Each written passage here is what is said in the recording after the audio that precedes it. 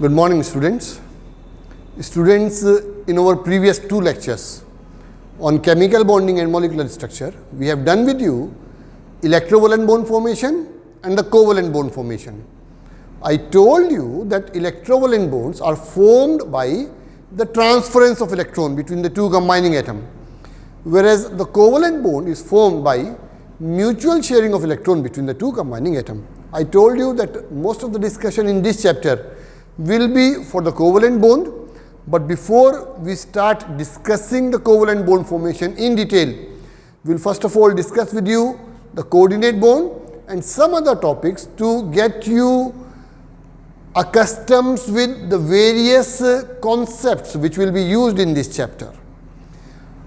Today, in this lecture number 3,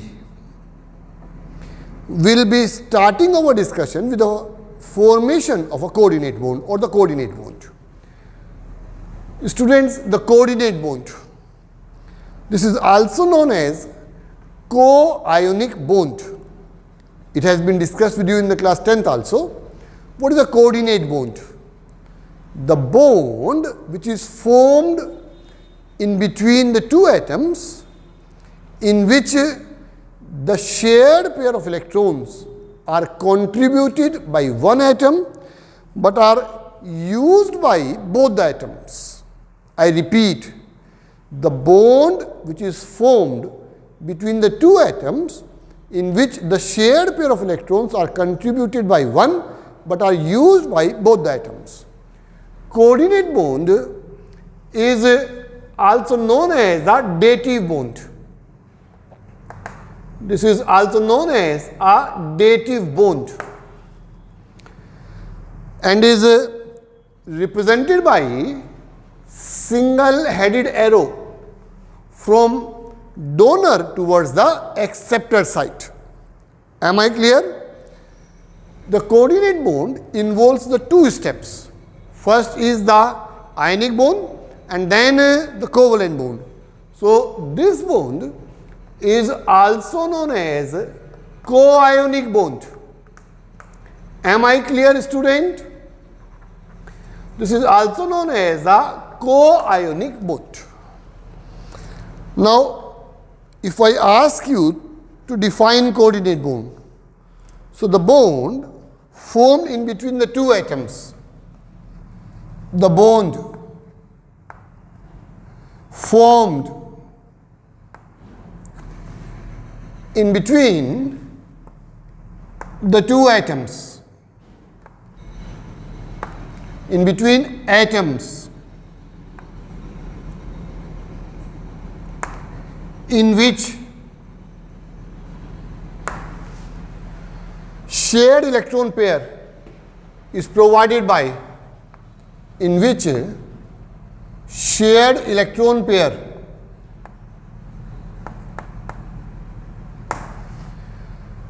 is provided by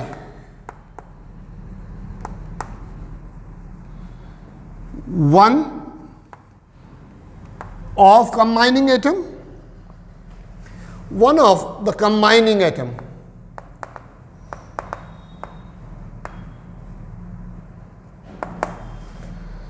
But is used by both the atoms, but is used by both combining atoms. Am I clear, student? But it is used and used by both the combining atom. So, the bond formed in between the two atoms in which the shared electron pair is provided by one of the combining atom but is used by both the combining atom. Naturally, that atom can provide the pair of electron which have a lone pair of electron. So, what is the difference between the covalent bond and the coordinate bond? In the covalent bond, the mutual sharing of the electron between the two combining atom takes place, whereas in the coordinate bond, the shared pair of electron is provided by one but is used by both the combining atom. As for example, I will try to explain this by taking certain example. You have studied this example in the class 10th also. For example is formation of ammonium ion, NH4 positive ion. Formation of ammonium ion. This is ammonium ion. So how does the bond formation of ammonium ion will take place?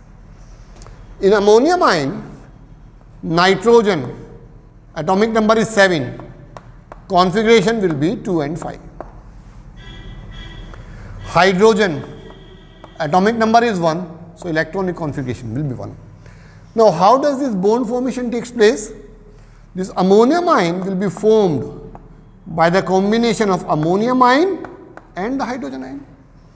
When ammonium ion and the hydrogen ion combine with each other, it will result in the formation of ammonium ion. Am I clear? Here it will be having a covalent bond and this will be having a covalent and a coordinate bond. How does the bond formation takes place? Just see student over here. Nitrogen, how many electrons are present in the valence shell of nitrogen? 5. 1, 2, 3, 4 and 5. Here this hydrogen 1, here again 1, here again it will be 1. This hydrogen require how many electrons? 1. So it will take the electron from here and get satisfied. Am I clear? Here in this case, it will take the electron from here and get satisfied. Am I getting clear or not? This will take the electron from here and get satisfied. Now, this nitrogen requires how many electrons to get stable? 3 more. So it will take 1 from here, 1 from this hydrogen and 1 from this hydrogen. So octet of this is completed. And this is the hydrogen ion. Now what will happen?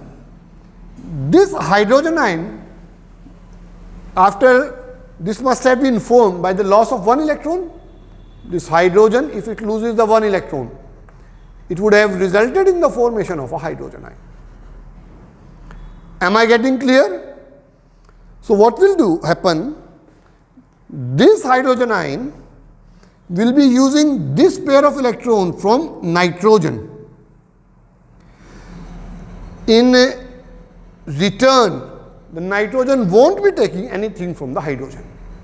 So here in this case, this pair of electron is provided by the nitrogen. It is not completely donated, but it allowed hydrogen ion to use this pair of electron. So this bond will be the coordinate bond formation. So how the bond formation takes place? This will be nitrogen. This will be a single covalent bond, hydrogen. Here again hydrogen. Here again it will be hydrogen. And then this will be a coordinate bond formation, H. Am I getting clear? Overall, nitrogen is forming the 4 bonds, which is more than its octet. So this over here will be the formation of a ammonium ion. I think I shall be very clear over here, student. You may see over here, this pair of electron is provided by nitrogen, but is used by both nitrogen and hydrogen. So this bond so formed over here will be a coordinate bond. What kind of bond is formed? Coordinate bond. And what will be these 3 bonds? These bonds over here. These are covalent bond. What is the difference between this bond and this bond? The covalent bond is formed by the mutual sharing of electron, and in the coordinate bond, the shared pair of electron is provided by one of the combining atom, but is used by both the combining atoms. Am I clear? Now I'll give you another example, student. Let me take another example, and that will be the formation of hydronium ion. Formation of a hydronium ion. How does the bond formation of hydronium ion takes place? Hydronium ion will be S3O positive. How will it form? Just see over here the formation of hydronium ion. Hydrogen, atomic number is 1, electronic configuration will be 1. Oxygen, atomic number is 8, configuration will be 2 and 6. Now, how does the bond formation takes place?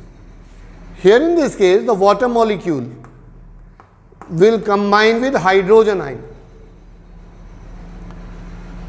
and this will result in the formation of a hydronium ion. Now, how the bond formation takes place? Just see over here. Oxygen, this will be having how many electrons in the valence shell? 6. This will be the hydrogen atom. It will be having how many electrons? 1. This hydrogen will be having how many electrons? 1. Here, this is a hydrogen ion. How is the hydrogen ion formed? By the loss of electrons, so it is not having any electron. This hydrogen will be taking electron from the oxygen to complete its duplet. Here in this case, this hydrogen will be taking the electron from here to complete its duplet. Am I clear? Here, this will be taking the electron from here and complete its octet. Now, this hydrogen ion require how many electrons? 2. So, this oxygen will allow the hydrogen to use its 2 electrons to form the coordinate bond. And how will it be formed? This will be in this manner. So, bond form will be, this will be O. This over here will be H. This again will be H. This will be a coordinate bond. And over here will be having a lone pair of electrons. And this will be the formation of a coordinated bond. Am I clear? So, 2 examples we have done. One is the formation of ammonium ion. Second is the formation of a hydronium ion. I think I shall be very clear over here, student. Now, this pair of electron is left unused. So, this unused pair of electron is a lone pair of electron. The unused pair of electron is a lone pair of electron. These 2 bonds, this and this bond, this is a covalent bond. And this bond, which is represented by a single headed arrow, this over here is a coordinate bond. Am I clear? So, this bond will be a coordinate bond. So, what are coordinate bonds? Those bonds in which the shared pair of electron is provided by one of the combining atom, but is used by both the combining atom. That bond will be called as a coordinate bond. I have given you 2 examples over here. First was the formation of ammonium ion, and second is the formation of a hydronium ion. Both these examples you have done in the class 10th also. I will cite you one more example.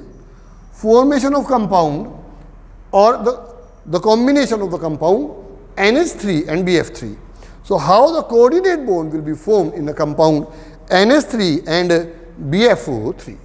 Suppose we want to study the compound NH3 and BF3 compound.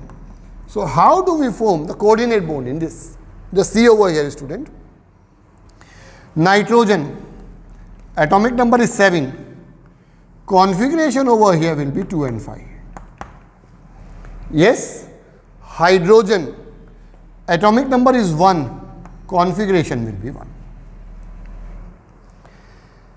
If I take fluorine, atomic number is 9, configuration will be 2, 7.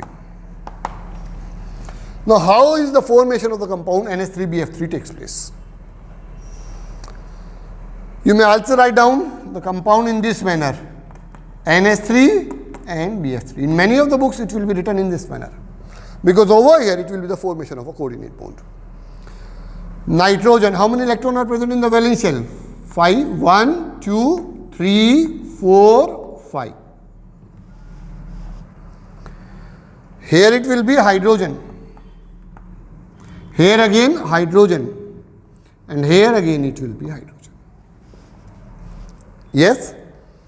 Then in the boron, atomic number is 5. So configuration will be 2 and 3. How will it form? This is boron. How many electrons in the valence shell? 3. This will be 1, 2 and 3. Fluorine have got how many electrons in the valence shell? 7.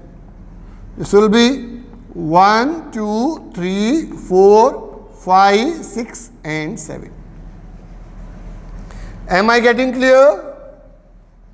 Similarly, the another fluorine atom. How will it be formed? 1, 2, 3, 4, 5, 6, 7. Then the another fluorine atom. This will be 1, 2, 3, 4, 5, 6, 7. Now this fluorine require how many electron? 1. I think after sharing 1 electron with this, it will complete its octet. Here again, it will take the electron from here and get stable. Here again, it will take the electron from here and get stable. Am I clear? Now see students, similarly this boron will share 1 electron each from these atoms. It will take 1 from this fluorine, or in fact 1 from each of the 3 fluorine atoms.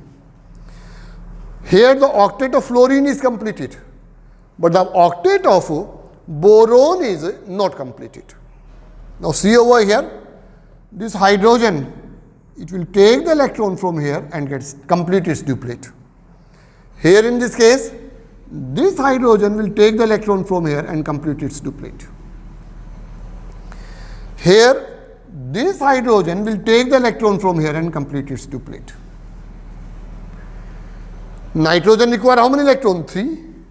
It will take 1 from each of the 3 hydrogen atom and complete its octet. Nitrogen was having 5 electrons in the valence shell. It has taken 1 from each of the 3 hydrogen. So octet of nitrogen is completed and the duplet of hydrogen is completed. Here the octet of fluorine is completed, but the octet of boron is not completed. Just see how many electrons are present in the boron. After sharing with fluorine, initially it was having a 3 electron in the valence shell. 1 electron it has shared from each of the fluorine atom. So it has 6. So how much more electrons are required by the boron? A pair of electrons. So what will happen?